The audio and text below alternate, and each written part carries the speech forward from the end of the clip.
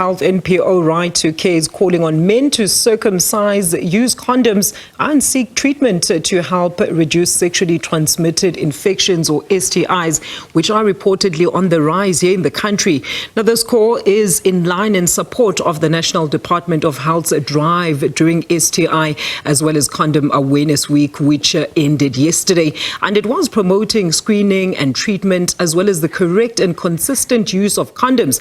Now, to further this discussion, let's now welcome Senior Technical Specialist for Voluntary Medical Male Circumcision at Right to Care, Dr. Nelson Igaba. Doctor, a very good evening to you. Thank you so much for your time. Now, according to the research at your disposal, what has been the biggest contributor to the rise in the STI infections among men in this country? I mean, there has been a long history of programs as well as campaigns such as the recent one that have been promoting safer sex as well as sexual health for many years now, and condoms are even free at some places across the country.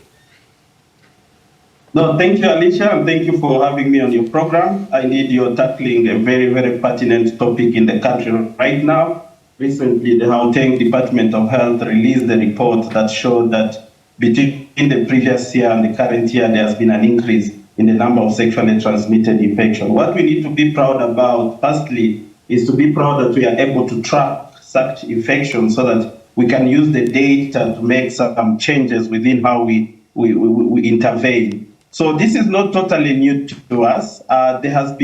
We have seen some gaps, especially gaps in knowledge about sexual health, knowledge about reproductive health.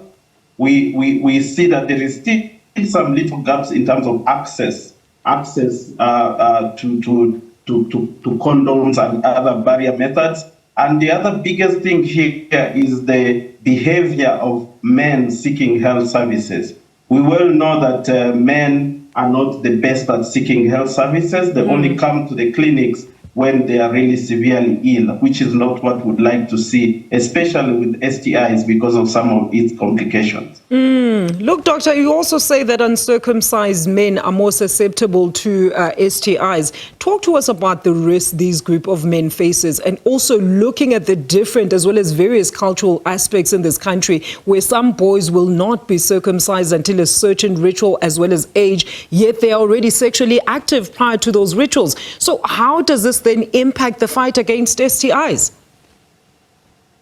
No, thank you, Alicia. Indeed, there are many ways of preventing STIs, and circumcision is really on top of those. Let's just list some of the other ones. Of course, behavior change, having one sexual partner, using barrier methods like both male and female condoms correctly and consistently. And of course, the big one is to screen and get treated for STIs. But getting back to circumcisions, medical circumcision, when it's done correctly by a trained practitioner, it prevents the transmission of HIV by 60% from a female HIV infected to a male through an intercourse. On the other hand, the other benefits of male circumcision include prevention of STIs, especially those ones that cause wounds. So we have this medical male circumcision. It's a once-off procedure. It's a permanent procedure, but it brings, multiple benefits to the men. So that's why at Right to Care, we support the National Department of Health with medical male circumcision across the country through the funding of American money to ensure that we reduce the new HIV infection within the country. We would like to call upon men who are not circumcised to come to our facility and get this once-off permanent procedure that will benefit them into prevention of many diseases. Let's rope in women on this discussion, doctor. Look, the fact that 75% of women have STIs but are asymptomatic or do not exhibit those symptoms, leading to men engaging in unprotected sexual activities with them is a problem, right? But how do we then address this phenomena of medical inspection by the eyes and not through medical tests? Yes, I think you have raised a very good question there. More than 75% of females who get STIs do not show symptoms. And this is where the biggest problem is, because many females will be out there having STIs without symptoms and end up having complications associated with the untreated STIs. One of them could be resistance to to treatment. Another one could be complications during pregnancy, like stillborn, like miscarriages, and delivering babies with complications. So the best solution for this would like to call upon females to have routine screening for STIs.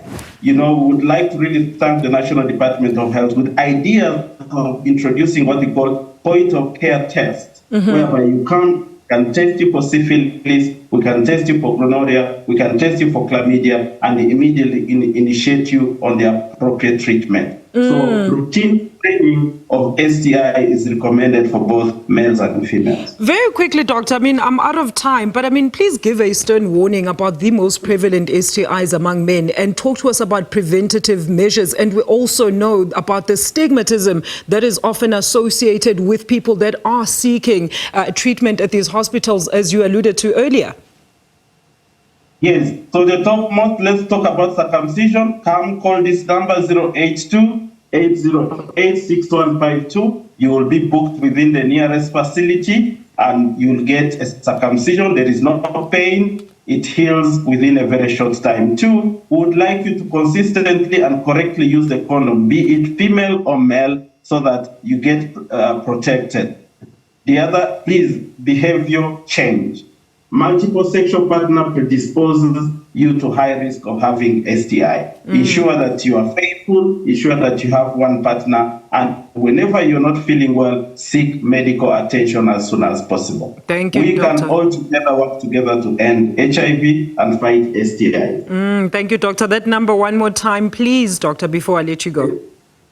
Call 082-808-6152. One of our professionals will book you. You can even send a please call. They will book you in your nearest clinic. We have trained clinicians, medical doctors who will make sure that you have a painless and a high quality circumcision, and they will follow you up through your healing process. Dr. Nelson Igaba, the Senior Specialist for Voluntary Medical Male Circumcision at Right to Care, with a warning and tips for the rise in the STIs in the country. Thank you so much for your contribution there. That number 082-808-6152, and you can get assistance.